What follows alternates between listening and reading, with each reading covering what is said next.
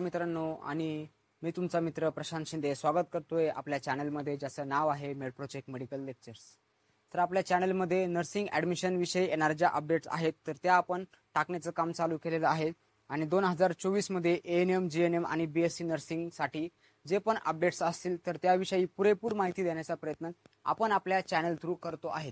तर तुम्ही चॅनलवर जर नवीन असाल तर चॅनलला आताच मित्रांनो सबस्क्राइब करून घ्या आणि हा व्हिडिओ तुमच्या मित्रांपर्यंत नक्की शेअर करा ज्यांना BSc नर्सिंग GNM आणि ANM मध्ये ॲडमिशन घ्यायचं आहे। तर मित्रांनो आपण आता आजच्या व्हिडिओच्या विषयाकडे वळूयात।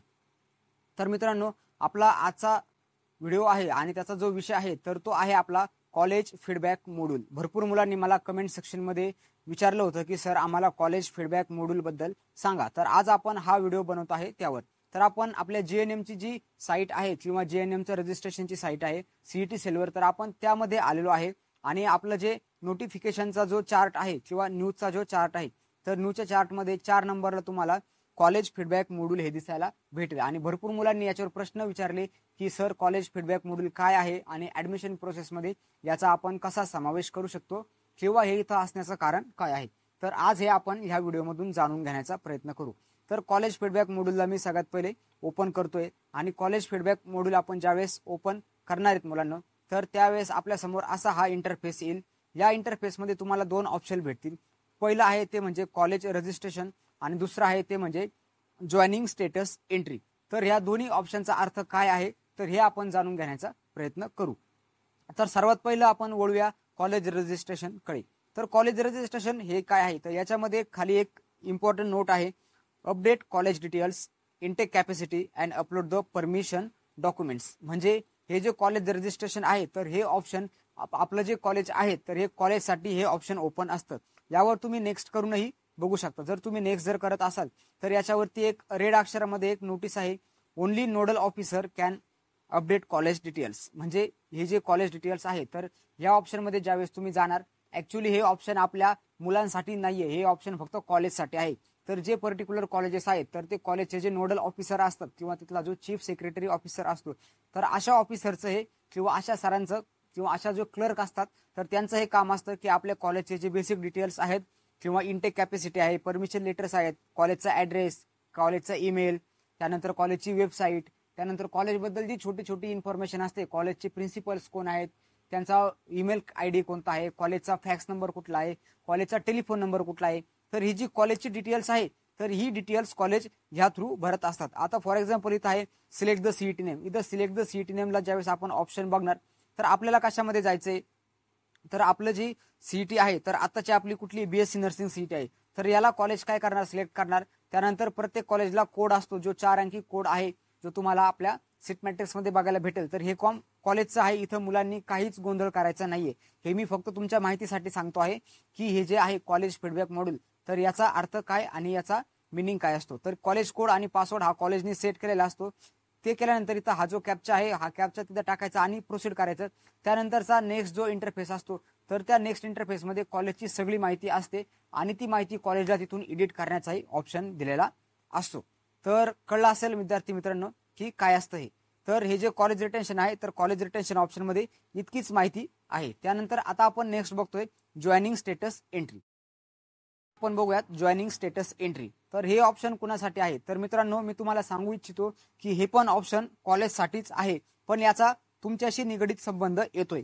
कारण की फॉर एक्झाम्पल आता तुम्हाला फर्स्ट राऊंड मध्ये कॉलेज अलॉट झालंय आणि तुम्ही त्या कॉलेजला जाणार, तुम्ही जर तिथे ऍडमिशन फिक्स केलं, फक्त जॉईन केलंय, रिटेन्शन दिलंय किंवा कॅन्सलेशन केलंय तर ही सर्व अपडेट CET सेल पर्यंत पोहोचवण्याचं कॉलेज जे काम करते तर ते काम करण्याचा रस्ता म्हणजे जॉईनिंग स्टेटस एंट्री। म्हणजे हा जो ऑप्शन आहे या ऑप्शन मधून हे ऑप्शन काय करतंय की तुमच्यामध्ये आणि युनिव्हर्सिटीमध्ये एक कनेक्टिंग लिंक कॉलेज थ्रू बनवण्याचं काम कोण करतंय तर हे ऑप्शन जॉईनिंग स्टेटस एंट्री। तर याच्यामध्ये काय काय दिलेलं आहे, कॅप आणि मॉपअप राऊंड स्टेटस एंट्री। म्हणजे तुम्ही कॅप राऊंड आणि मॉपअप राऊंड यामध्ये प्रत्येक विद्यार्थ्याचं स्टेटस काय आहे तर हे युनिव्हर्सिटी पर्यंत किंवा CET सेल पर्यंत पोहोचण्याचं करण्याचं काम कोण करतंय, जॉईनिंग स्टेटस एंट्री। तर आपण जसंच याला आपण ओपन करणार तर त्या पहिले आपण इथे कंसामध्ये एक सूचना आहे त्याच्यामध्ये काय आहे, जॉईन।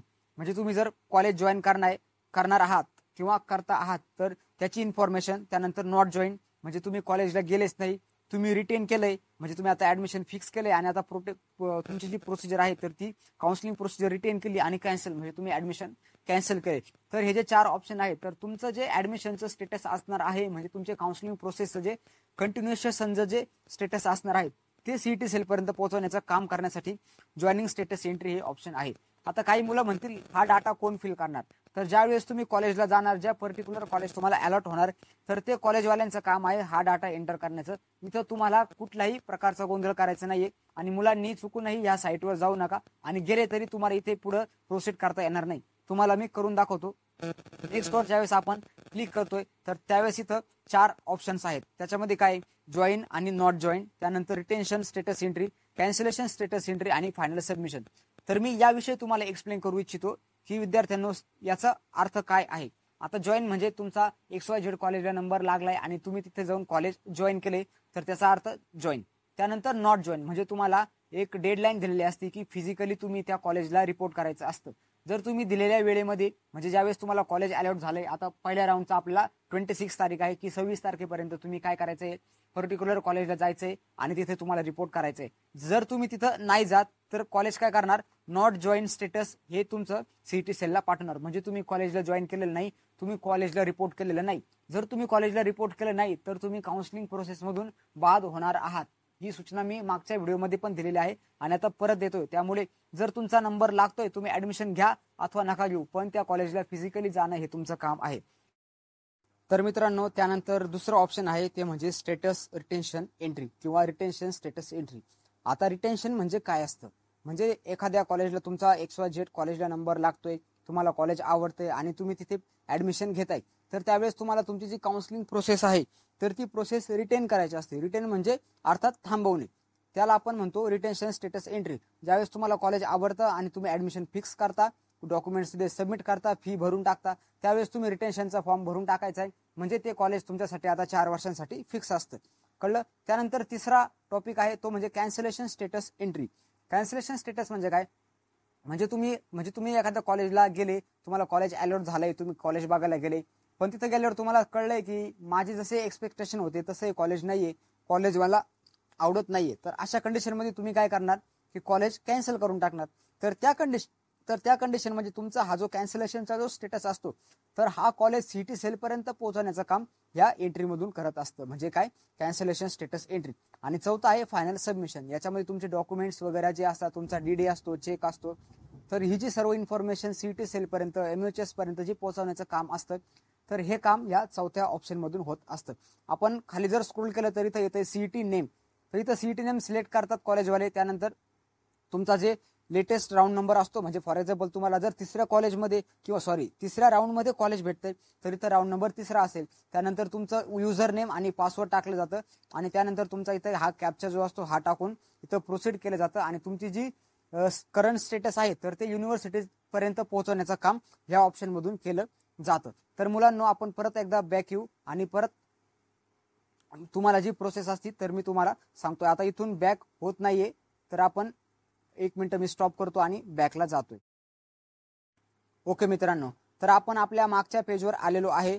तर मला हीच इन्फॉर्मेशन तुम्हाला सांगायची होती की तुम्ही जे बोलत होता की ह्या मॉड्यूलमध्ये काय आहे किंवा college feedback module annual year 2024-25 यामध्ये काय आहे. तर मित्रांनो कॉलेज रजिस्ट्रेशन जिथे कॉलेजची इन्फॉर्मेशन असते आणि जॉईनिंग स्टेटस एंट्री म्हणजे प्रत्येक कॅप राऊंड मध्ये तुमचं कुठं स्टेटस आहे, रिटेन्शनला आहे, नॉन रिटेन्शनला आहे, कॅन्सलेशनला आहे की आता फायनल सबमिशन तुम्ही करताय, डीडी चेक देताय, तर याबद्दलची इन्फॉर्मेशन ही युनिव्हर्सिटी पर्यंत आणि सीईटी सेल पर्यंत पोहोचवण्यासाठी हे कॉलेज फीडबॅक मॉड्यूल हे असतं. तर या मॉड्यूलमध्ये विद्यार्थ्यांनी काहीही खटपट करायची नाहीये, इथे तुम्ही काहीच करायचं नाही. हे जे सर्व प्रोसेस असेल तर ही प्रोसेस तुमचं पर्टिक्युलर कॉलेज करून घेईल. ज्यावेळेस तुमचा नंबर लागेल तर तुमचं हे सर्व वरती पोहोचवण्याचं काम हे कॉलेज करेल. तर तुम्हाला फक्त डाऊट होता आणि तो डाऊट आज मी सॉल्व्ह करण्याचा प्रयत्न या व्हिडिओमधून करतो आहे. जर व्हिडिओमधील माहिती जर तुम्हाला आवडली असेल तर तुमची एक कमेंट मला जरूर करा, ज्यामधून मला बी कळेल की माझे व्हिडिओ तुमच्यापर्यंत पोहोचतात आणि तुम्हाला ते अंडरस्टँड होत आहेत. त्यानंतर ज्या विद्यार्थ्यांना ह्या मॉड्यूल बद्दलचा डाऊट असेल, GNMच्या विद्यार्थ्यांना किंवा BSCच्या विद्यार्थ्यांसाठी पण सेम प्रोसेस असणार आहे, तर हा व्हिडिओ त्या विद्यार्थ्यांपर्यंत शेअर करा आणि व्हिडिओला लाईक करायला तर बिलकुल विसरू नका मित्रांनो, कारण की तुमचे लाईकनी व्हिडिओ जास्त विद्यार्थ्यांपर्यंत पोहोचतो आणि व्हिडिओची एक जी क्वालिटी असते तर ती वाढलेली असते. आणि चॅनलला तर बिलकुलच सबस्क्राईब करायचं विसरू नका, कारण की नवीन नवीन अपडेटसाठी आपलं चॅनल कायम रेडी आहे आणि मी कायम तुमच्यापर्यंत नवीन नवीन अपडेट पोहोचवण्याचा प्रयत्न करणार आहे मित्रांनो. धन्यवाद मित्रांनो, थँक्यू फ्रेंड्स. आणि चॅनलला सपोर्ट करा मित्रांनो. धन्यवाद आणि ऑल द बेस्ट तुम्हाला सर्वांसाठी. ज्यांचं फर्स्ट राऊंडमध्ये सिलेक्शन झालंय, ज्यांचं नाही झालं त्यांना सेकंड आणि थर्ड राऊंडमध्ये कॉलेज भेटून जातील. धन्यवाद मित्रांनो.